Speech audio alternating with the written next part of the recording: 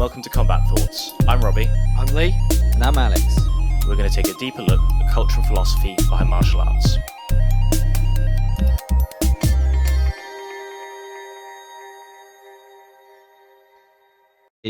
Welcome to another installment of our coverage of the Polaris event, the upcoming Polaris 17. We are here joined by none other than Tarik, Hopstock.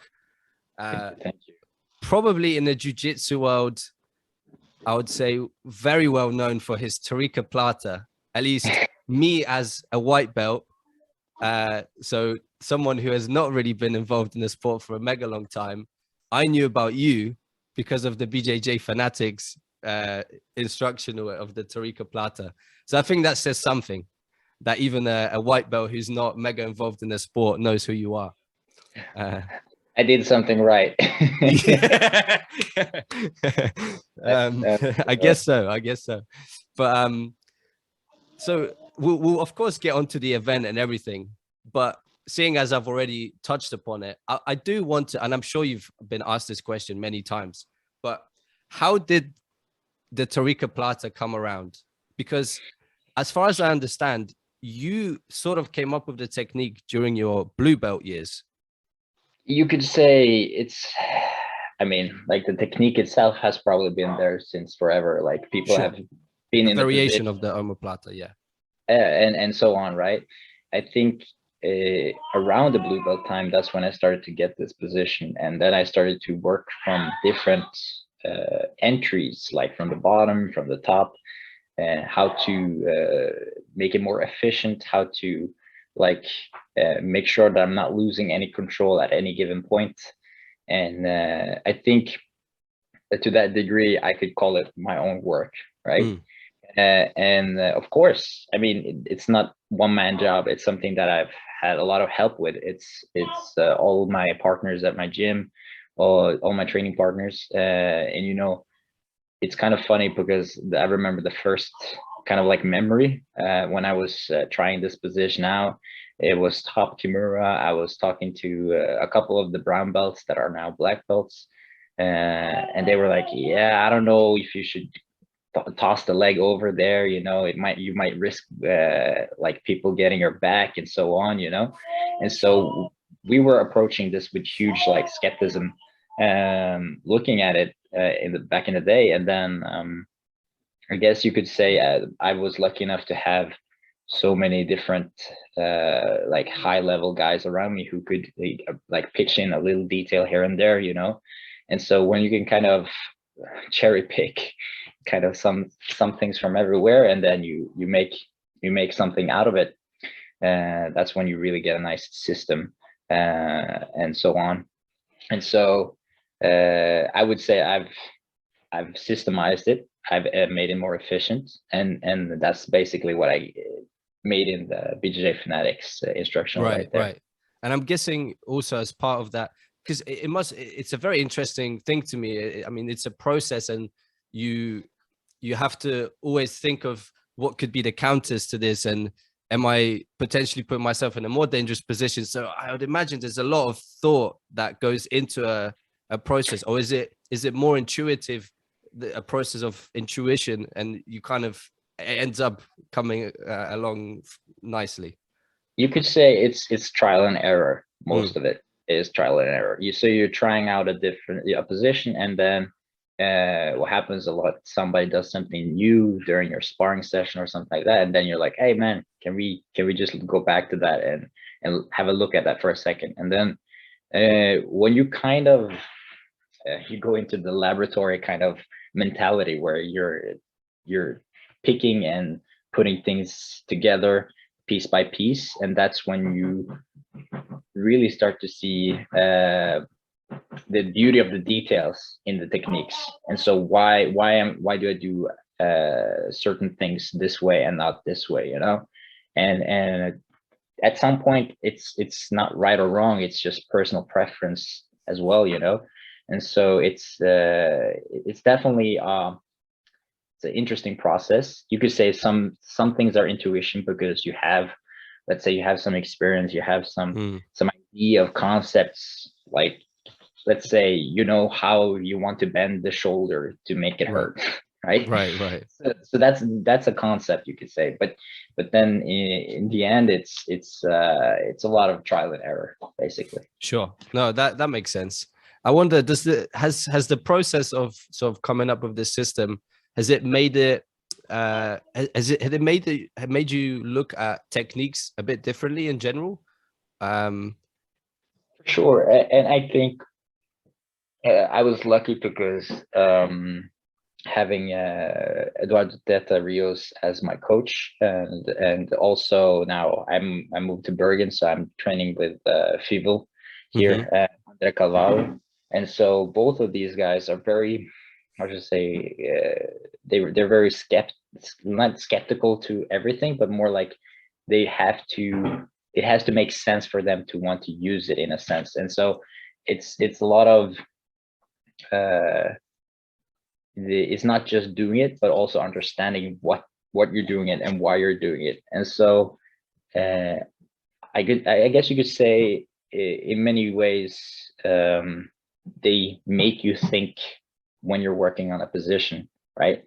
A lot of the times we get things served on a silver platter, basically, and this is the result product. This is what I've came up with after 11 years of jiu-jitsu experience, you know. And that's fair enough, right? Sometimes it's good to have the shortcut, and like you guys don't need to struggle the same amount that I did to find out what worked well, right? In a sense, but at the same time, I think the process of trying to figure things out is going to make you a much better jiu-jitsu player later on as well, because if you're able to figure out the problem solving of what's efficient or what's not and so on, you can do that later on with other techniques and so on, right? So just catching up onto that process. So one example that I like to do is beginners class, close guard, right? And so I'll put the guys in the close guard and I'll tell them, okay, try to get out of the close guard, you know, without even teaching them how to escape the close guard first, but you're just giving them the introduction of the position first, and the feeling and the experience of being stuck into something, right? And some guys will have, you know, classically bring their elbows down and just kind of like squeeze into the thighs, and this is a douchey move, but I mean it seems like a very intuitive way of escaping the close guard. But later on, right, let's say after you had a couple of rounds with that and you show them how to escape it properly and stand up and posture and then push the legs down, you know, and then I think it clicks much better because people then already have some experience, and then they can kind of grasp the concept much easier.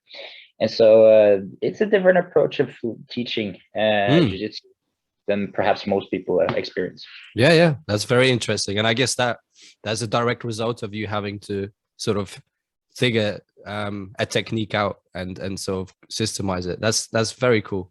And I'm pretty stumped that, you know, you were sort of doing that at blue belt already. I think that's pretty cool. So definite props there. I don't see myself as a blue belt coming up with techniques, so pretty cool. No, but like it doesn't have to be refined at that point.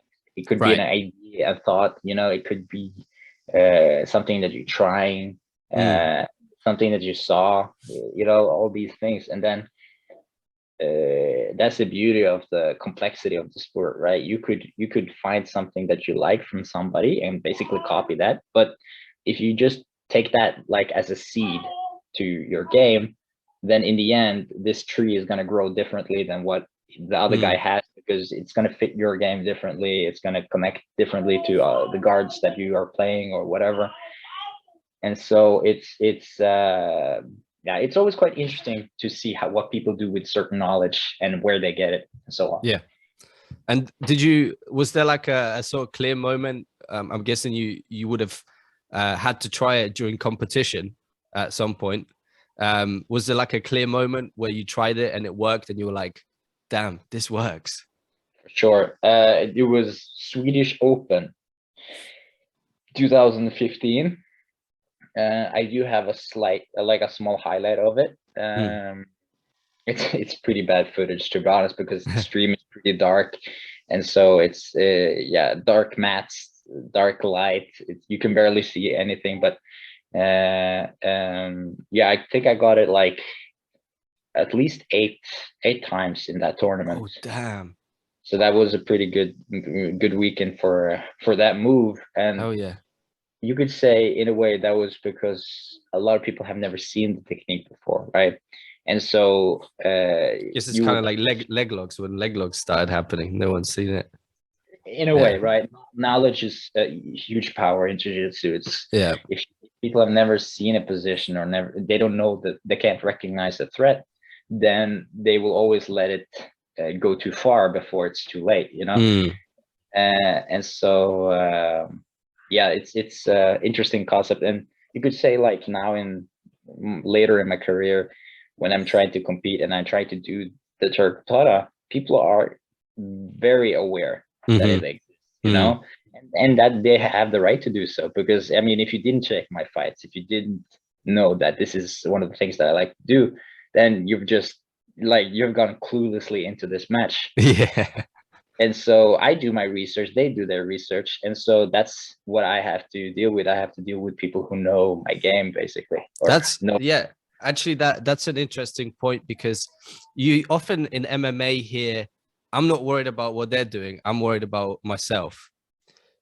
I don't know if you can apply it in the same way for jiu-jitsu, and I wonder, it sounds to me like you're a pretty cerebral guy, so like you will go and check tapes, you will go and check your opponent and see what the strengths are. Is that something you do personally? Is that something your coaches do? Is it, in MMA a lot of fighters just leave it to the coaches? How does that process look for you?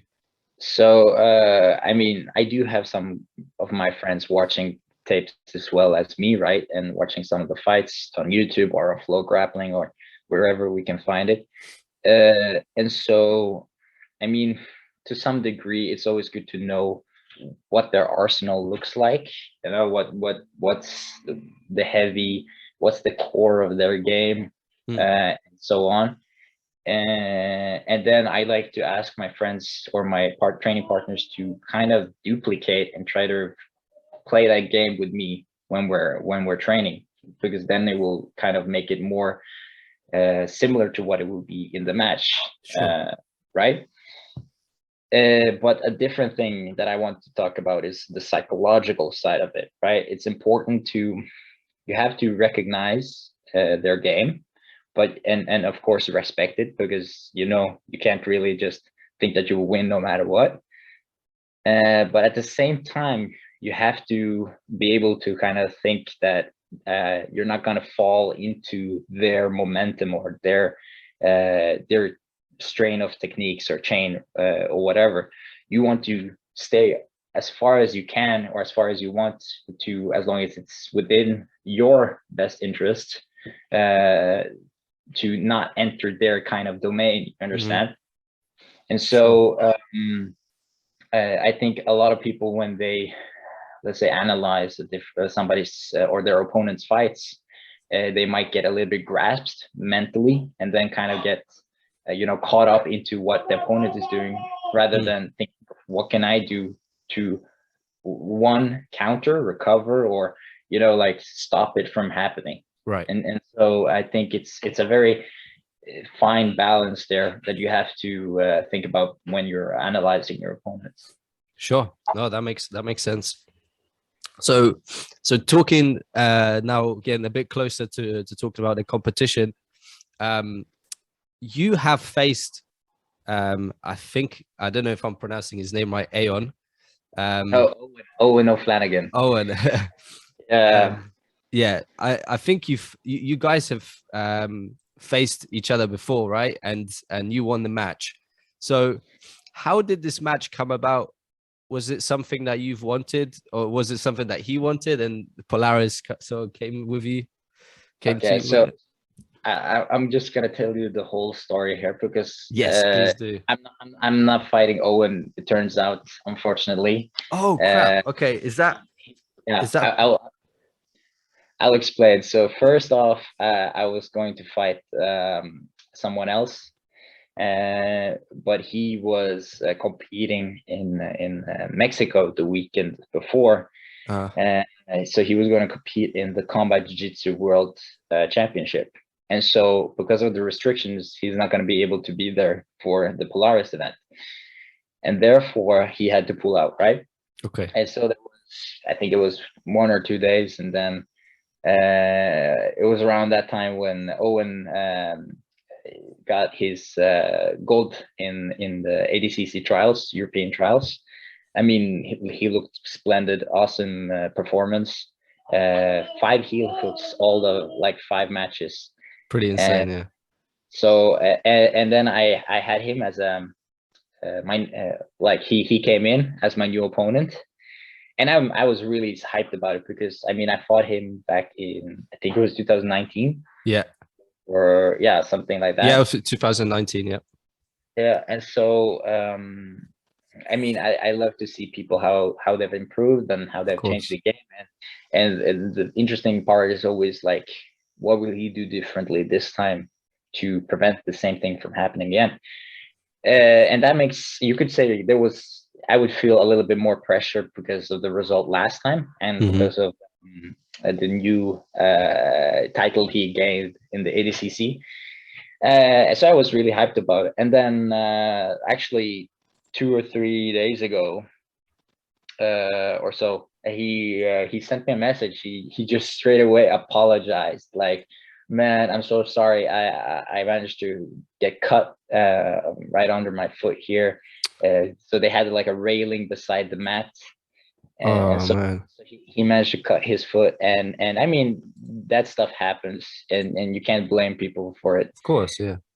And he's such a cool dude for just sending me that message. And then straight away I was like, hey, don't worry, thank you so much. And I know it would be a good fight, and eventually we will have that fight, but just not this event, I guess. Sure.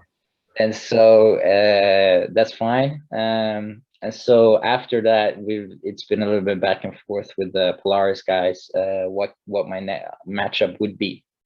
Okay. And so there was some names tossed around, and then I you know me, I immediately, like yesterday, they gave me a name, and I was like, okay, I'll check him out. You know, I already said yes to the match, but I started watching the tapes and the fights and all of that. And then turns out I'm not fighting him either way. So today I got a new name, and the guy that I'm fighting, let me give me a second here. So I think this might be unreleased news. So you heard it here first. Yeah, for sure. We have to release this one before all the other backlog that we have. The guy that I'm fighting is Fred Greenall. Okay. And so he's jiu-jitsu black belt. I haven't checked him out that much. I've seen him in the scene, and I don't really know much about him because I got that's the interesting. He's from Inglorious Grapplers. Yes, so that's a good team. As much as I know. Yeah. And so yeah, I'll just have to watch his matches and do the same process again. You know, it's kind of like tiresome once you've done it 3 through 4, you know, a few times. I bet. I'm sure. Yeah. It's a part of the job, and I get a lot of experience from it, because each time you have to analyze your opponent and just like note down what you see and what you can kind of like pick from like knowledge wise from the information that you're getting is always a good practice, you know. Yeah, and so, absolutely. No, I can see why it would be. You also might be adding things to your game in some respect, because you're learning from someone else. It is, if you have that open mind, of course, then you are able to. That's very cool. Okay, so I'm glad that you at least have an opponent, and you still, let's hope, touch wood, got some wood here, and touch wood, it's gonna happen. Yeah. That's great. Okay, so you still have some time, I guess, to analyze and strategize if you need to. I wonder then, this is a question I think I've asked someone else before is, does it matter to you that someone's a black belt and you're a brown belt? Is that anything that I would imagine at that level? I mean, brown belt is essentially a black belt, right? To an extent, like you're already very experienced. So is that ever, enter your mind? No, in a way you could say perhaps even more no-gi. You don't think about the belts at all, right? And then I think it comes with the experience that you start to see past the belts in a Yeah. way, right? And so very early on in the white belt, blue belt, the belts mean a lot to people. Sure. It's like a I can diploma attest. and bachelor's degree, it's all of that. And so at the point you kind of like it's just something I wear when I train. It just becomes that. Of course, I have memories, feelings attached to it, stuff like this. But that's not the belt itself. That's the sport, and that's the process of the sport. And it's I think perhaps before, when I got my brown belt, like around the time I got my brown belt and I was fighting black belts, I would be a little bit more anxious when fighting black belts who are like when I'm a brown belt. But I think just after a while, it fades out. It's in a way you find the specter of like to professional black belts to hobbyist black belts. There's such a wide spectrum there, and so just because you're a black belt doesn't mean you're hardcore straight away. You could be anything in between here, and of course it's more the individual than the belt in the end, right? Yeah, I think someone on the same card that you're going to be on, someone like Jed Hugh, he was purple belt, and he was in the mix with the big guys. So I think you're right. It doesn't really, I guess, if you're really serious about competing and so on, it doesn't really matter if you're purple, brown, or black. So I don't want to make this interview too long.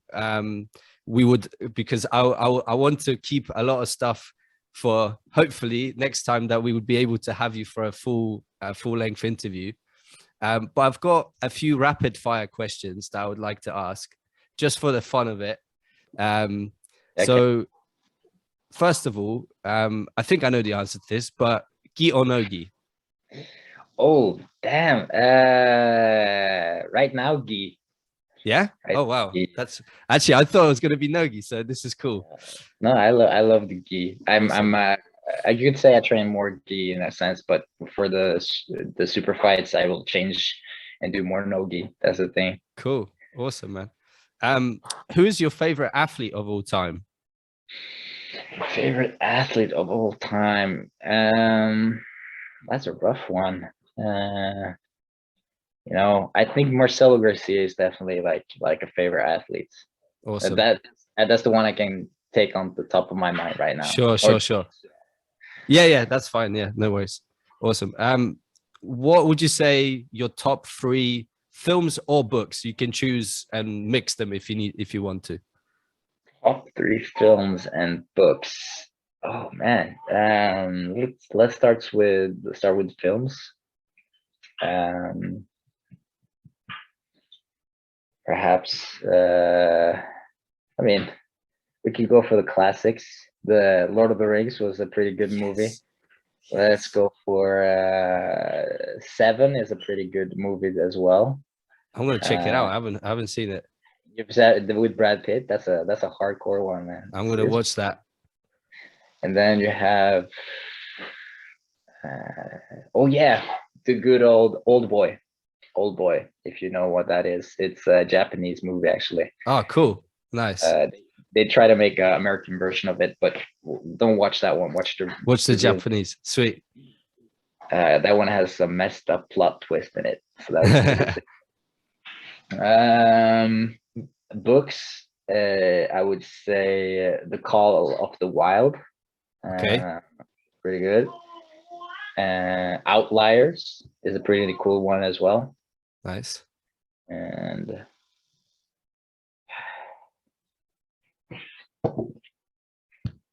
what's the last book, man? If you don't have it, it's cool. It's cool. Yeah, no, I can't think of anything right. No worries.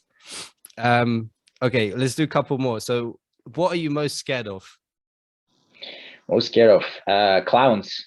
I hate clowns, man. Fair enough. I know.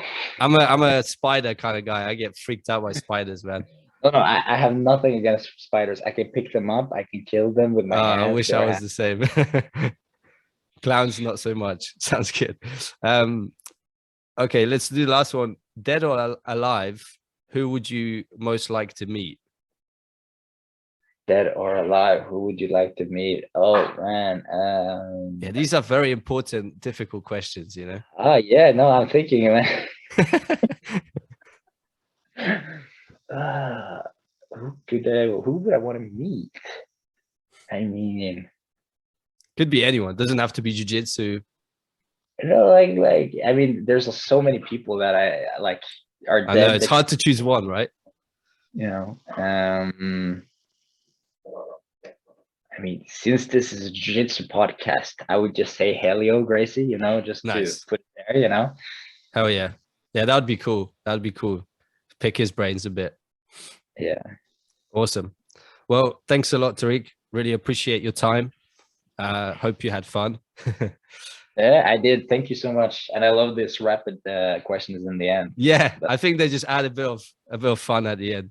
They do. Awesome, man. Well, I wish you all the best. I'm very gutted. I was going to be there in person, but I'm actually going for a camp, so I'm not going to be there.